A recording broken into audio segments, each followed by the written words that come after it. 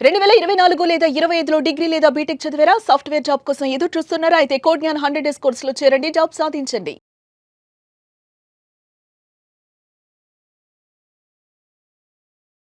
Hello అండి శ్రీలత గారు. Hi ma'am. మనం ఇన్సూరెన్స్ తీసుకునే ప్రాసెస్‌లో చాలా ట్రై చేస్తూ ఉంటాం. బట్ స్టిల్ ఏదో ఒక కారణం చేత రిజెక్ట్ అవుతూ ఉంటుంది.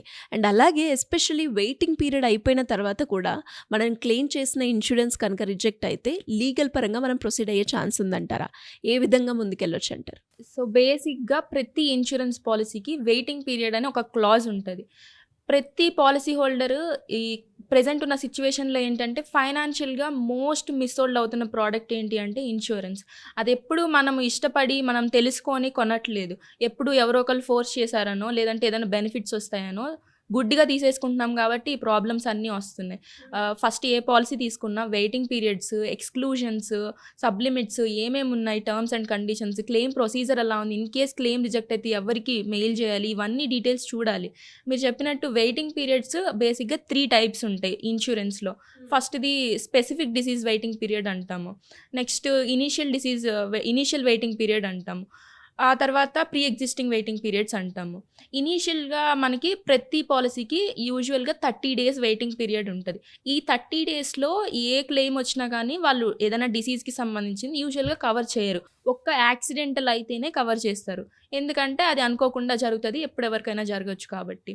నెక్స్ట్ ఇంకొకటేంటంటే pre existing disease waiting period అంటాం. ఫర్ ఎగ్జాంపుల్ ఆ పర్సన్‌కి పాలిసీ తీసుకునేటప్పటికి కిడ్నీలో స్టోన్స్ ఉంది. ఆ కిడ్నీలో స్టోన్స్ ఉండడం వల్ల నెక్స్ట్ ఏదైనా కిడ్నీ ప్రాబ్లమ్ ఏదన్నా వస్తే ఫర్ ఎగ్జాంపుల్ అది వాళ్ళు ఆ ప్రాబ్లమ్‌కి వెయిటింగ్ పీరియడ్ ఒక 2 ఇయర్స్ ఉందనుకోండి. 2 ఇయర్స్ తర్వాత మాత్రమే కవర్ చేస్తారు. ఈలోపు కవర్ చేయరు. అది వాళ్ళ పాలిసీ టర్మ్స్ అండ్ కండిషన్స్. అన్ని కంపెనీస్‌కి సేమ్ ఉండవు. బట్ ఏ పాలిసీ తీసుకుంటే ఆ పాలిసీకి సంబంధించింది మనం చూసుకోవాలి. నెక్స్ట్ ఇంకొకటి స్పెసిఫిక్ డిసీజ్ వెయిటింగ్ పీరియడ్ అంటాం. అంటే ఏంటంటే ఫర్ ఎగ్జాంపుల్ క్యాటరాక్ట్ సర్జరీ మేము పాలిసీ తీసుకున్న తర్వాత 3 ఇయర్స్ నుంచే కవర్ చేస్తామని ఉంటది పాలిసీలో. అప్పుడు ఒకవేళ 3 ఇయర్స్ లోపు మనకి చేయించుకునే సిట్యుయేషన్ వస్తే ఇన్సూరెన్స్ కంపెనీ కవర్ చేయదు. అది మన ఔట్ ఆఫ్ పాకెట్ ఎక్స్‌పెన్సెసే అవుతది. సో, ఇట్లా వెయిటింగ్ పీరియడ్స్ 30 డేస్ ఉండొచ్చు ఇనీషియల్‌గా. లేదంటే ఏదన్నా మనకు ఆల్రెడీ డిసీజ్ ఉంటే వెయిటింగ్ పీరియడ్స్ ఉండొచ్చు. స్పెసిఫిక్‌గా ఏదైనా డిసీజ్ ఉంటే అది ఎన్ని ఇయర్స్ తర్వాత కవర్ అవుతది. ఇవన్నీ తెలుసుకోవడం వల్ల మనకి ఆల్మోస్ట్ మనకి సరిపోయే పాలిసీని చూజ్ చేసుకోగలుగుతాము. క్లెయిమ్ రిజెక్షన్ గూడా ఆల్మోస్ట్ తగ్గిపోతది. In case waiting period problem తోటి ఏదన్నా క్లెయిమ్ గాని రిజెక్ట్ అయితే ఫస్ట్ పాలిసీ హోల్డర్ వాళ్ళ కంపెనీ యొక్క టోల్ ఫ్రీ నంబర్‌కి ఫోన్ చేసి కనుక్కోవచ్చు. రిజెక్షన్ ఏది జరిగినా గానీ ఓరల్‌గా చెప్పింది యాక్సెప్ట్ చేయొద్దు. కంపెనీ నుంచి రిటర్న్‌గా ఒక రిజెక్షన్ లెటర్ తీసుకోండి. యూజువల్‌గా వాళ్ళు పోస్ట్‌లో పంపిస్తారు ఆర్ మెయిల్ చేస్తారు రిజిస్టర్డ్ మెయిల్ ఐడీకి. ఓకే. ఈ 2 చాలా important. Without rejection letter, policy copy అసలు మనము ఫర్దర్ అవ్వలేము ముందుకి. ఎందుకు రిజెక్ట్ చేశారు? ఆ పాలిసీలో ఏముంది అనేది మనం third important thing proposal form. Proposal ఫార్మ్‌లో ఏదైనా మిస్టేక్ ఉంటే క్లెయిమ్ రిజెక్ట్ అవుతది. మనం పాలిసీలో ఏదైనా కండిషన్ సరిగ్గా చదువుకోకుండా, అర్థం చేసుకోకుండా తీసుకోవడం వల్ల క్లెయిమ్ రిజెక్ట్ అవుతది. సో, క్లెయిమ్ రిజెక్ట్ అవ్వకుండా ఈ 2 జాగ్రత్త పడితే మనం సేఫ్‌గా ఉంటాము. ఇన్ కేస్ క్లెయిమ్ రిజెక్ట్ అయితే ఒక మంచి లీగల్ ఒపీనియన్ తీసుకోండి. యూజువల్‌గా ఒక మంచి ఇన్స్యూరెన్స్ లాయర్ దగ్గరికి వెళ్ళండి. ఎందుకంటే ఈ రీసెంట్‌గా మేము చూసిన ప్రాబ్లమ్ ఏంటంటే పీపుల్ వీళ్ళ దగ్గరికెళ్ళిపోతున్నారు జనరల్ లాయర్స్ దగ్గరికి. వాళ్ళకేమవుతుందంటే నార్మల్‌గా civil cases, criminal cases, property matters deal చేస్తూ ఉంటారు. ఇన్స్యూరెన్స్ కేస్ ఎప్పుడో ఒకటొస్తది. ఎక్కువగా రావు కాబట్టి ఫస్ట్ అసలు ఈ వెయిటింగ్ పీరియడ్ అంటే ఏంటి? దీంట్లో ఏముంది? దాంట్లో ఏముంది? మనకి స్పెసిఫిక్‌గా సుప్రీం కోర్ట్ జడ్జిమెంట్స్ కానీ ఏమన్నా మనకి క్లయింట్‌కి ఫేవర్ చేసేవి ఉన్నాయా లేదా? రూల్స్ ఏం చెప్తున్నాయి? ఐఆర్‌డీఏ రూల్స్ ఏం చెప్తున్నాయి? ఇన్స్యూరెన్స్ యాక్ట్ ఏం చెప్తుంది? ఈ నాలెడ్జ్ లేకపోవడం వల్ల యూజువల్‌గా కేసెస్ అనేవి ఓడిపోవడం జరుగుతుంది కన్స్యూమర్ కోర్ట్‌లో. సో, అట్లాంటి మిస్టేక్ చేయకుండా ఒక ఎక్స్‌పర్టీస్ ఉన్న ఒక ఇన్స్యూరెన్స్ లాయర్ దగ్గరికి వెళ్ళండి. మీకు న్యాయం జరుగుతది. ఫస్ట్ మీరు ఇన్స్యూరెన్స్ లాయర్ దగ్గరికి వెళ్ళే ముందు మీ ప్రయత్నం మీరు చేయండి. ఇన్స్యూరెన్స్ కంపెనీకి మెయిల్ చేయండి. రీకన్సిడర్ చేయమని ఒకసారి అడగండి. లేదంటే అంబుడ్స్‌మన్‌కి వెళ్ళండి. ఐఆర్‌డీఏలో ఒకసారి గ్రీవెన్స్ పెట్టండి. ఇవన్నీ వర్కౌట్ అవ్వకపోతే ఒక లాయర్ దగ్గరికి మంచి ఇన్స్యూరెన్స్ లాయర్ దగ్గరికి వెళ్లి మీరు న్యాయం పొందవచ్చు. ఇన్స్యూరెన్స్ క్లెయిమ్ రిజెక్ట్ అయినంత మాత్రాన అది డెడ్ ఎండ్ గాదు. అది జస్ట్ స్టార్టింగ్ పాయింటే. మీకు నెక్స్ట్ లీగల్ రెమెడీ ఖచ్చితంగా మీరు కరెక్ట్‌గా ఫైట్ చేస్తే వస్తది. అంటే ఎలా అండి? ఎవరైనా కూడా ఇప్పుడు రిజెక్షన్ అయింది అనుకోండి. దాన్ని నెక్స్ట్ లీగల్ పరంగా వెళ్ళాలి అంటే ప్రొసీజర్ ఏ విధంగా ఉంటుందంటారు? లీగల్ పరంగా వెళ్ళాలి అని అనుకుంటే ఫస్ట్ ఇన్స్యూరెన్స్ క్లెయిమ్ ఏదైనా రిజెక్ట్ అయింది అన్నప్పుడు ఫస్ట్ రిజెక్షన్ లెటర్ తీసుకోవాలి కంపెనీ నుంచి.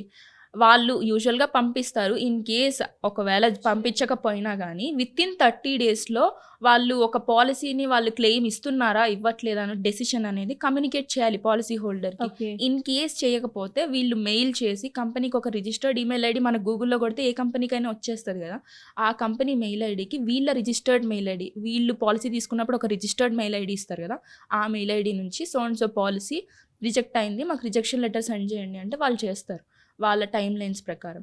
చేసిన తర్వాత పాలసీలో ఏం చెప్తున్నారు, పాలసీలో ఏం వైలేట్ చేయడం వల్ల మనకి క్లెయిమ్ ఎందుకు రిజెక్ట్ అయింది అనేది ఒకసారి అవగాహన చేసుకున్నాక మీరు ఐఆర్డిఐలో ఒక కంప్లైంట్ గ్రీవెన్స్ రైజ్ చేయొచ్చు. యూజువల్గా ఐఆర్డిఐలో గ్రీవెన్స్ రైజ్ చేశాక 15 డేస్ లోపు మీకు రిప్లై వస్తుంది కంపెనీ నుంచి. కానీ ఐఆర్డిఐలోకి వెళ్తే ఆల్మోస్ట్ సెటిల్ అవుతుందా అంటే అవ్వకపోవచ్చు. ఎందుకంటే ఐఆర్డిఐ అనేది జస్ట్ ఒక రెగ్యులేటరీ బాడీ. మీ కంపెనీ నుంచి ఈ ప్రాబ్లం వచ్చింది ఒకసారి చూడండి అని ఫార్వర్డ్ చేస్తుంది. అదేం ఫోర్స్ చేయలేదు కంపెనీని రీకన్సిడర్ చేయమని ఏం అడగలేదు, జస్ట్ ఫార్వర్డ్ చేసి ఒకసారి రిప్లై ఇచ్చేలా చేస్తుంది. ఇన్ కేస్ అక్కడ వర్కౌట్ అవ్వకపోతే ఒక ఇన్సూరెన్స్ అంబుడ్స్మన్కి వెళ్ళొచ్చు. అంబుడ్స్మన్లో ప్రాసెస్ చాలా ఈజీ ఉంటుంది, క్లయింట్ ఫ్రెండ్లీ ఉంటుంది, బడ్జెట్ ఏం అవసరం లేదు, ఫ్రీ ఆఫ్ కాస్ట్, ఒక లాయర్ కూడా అవసరం లేదు, మీరు ఇన్ పర్సన్గా వెళ్ళి మిమ్మల్ని మీరు రిప్రజెంట్ చేసుకోవచ్చు. ఇన్ కేస్ ఇవన్నీ ఏం వర్కౌట్ అవ్వకపోతే ఒక మంచి ఇన్సూరెన్స్ లాయర్ దగ్గరికి వెళ్ళండి, స్పెసిఫిక్గా ఇవి డీల్ చేసే లాయర్ దగ్గరికి వెళ్ళి మీరు మీ ప్రాబ్లమ్ని ఐడెంటిఫై చేసి మీరు దానికి తగినట్టు ఒక కన్స్యూమర్ కోర్టులో ఫైల్ చేసి లీగల్ సొల్యూషన్ తెచ్చుకోవచ్చు. ఇంకొక ఇంపార్టెంట్ పార్ట్ ఏంటంటే యూజువల్గా పీపుల్కి ఒక ఒపీనియన్ ఏముంటుందంటే కోర్టుకి వెళ్తే ఎన్ని ఇయర్స్ పడుతుందో తెలియదు, ఎంత ఖర్చు అవుతుందో తెలియదు అని అనుకుంటారు. కానీ ఈ ఇన్సూరెన్స్ మ్యాటర్స్ కన్స్యూమర్ కోర్టులో అవుతాయి కాబట్టి మ్యాక్సిమం 1 year 1.5 yearలో మీకు డెసిషన్ వచ్చేస్తుంది, ఆ ప్రాబ్లం కూడా ఉండదు. సో తొందరగానే క్లియర్ అవుతుంది అంటారు. తొందరగానే క్లియర్ అవుతుంది. బట్ మోస్ట్ ఇంపార్టెంట్ థింగ్ ఏంటంటే మీరు రైట్ లాయర్ని చూస్ చేసుకోవాలి. ఎందుకంటే మీ లాయర్ ఎవరు, అతను ఎంత బాగా మిమ్మల్ని డిఫెండ్ చేస్తున్నాడు, అతనికి ఈ స్పెసిఫిక్ ఇన్సూరెన్స్ సబ్జెక్ట్ గురించి ఎంత నాలెడ్జ్ ఉంది అనే దాని మీద మీ కేసు గెలుస్తుందా ఓడిపోతుందా ఎన్ని మంత్స్ పడుతుంది ఇవన్నీ డిపెండ్ అవుతూ ఉంటాయి. Thank you so much. Thank you ma'am.